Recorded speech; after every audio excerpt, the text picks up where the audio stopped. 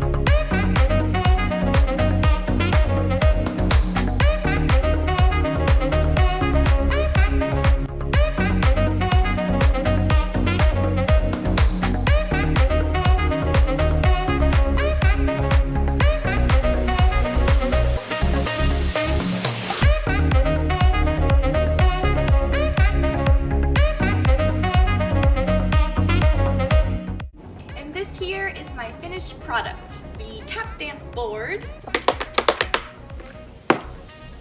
As you can see, I have 3 strips of foam on the bottom and some gaps in between to help amplify the tap sound, and on this other side is the place where I'll be tapping. Thank you so much for watching, and if you do decide to build your own tap dance board, be sure to comment below and let me know how it goes. Like and subscribe to this channel for more how-to and dance videos. Thank you for watching!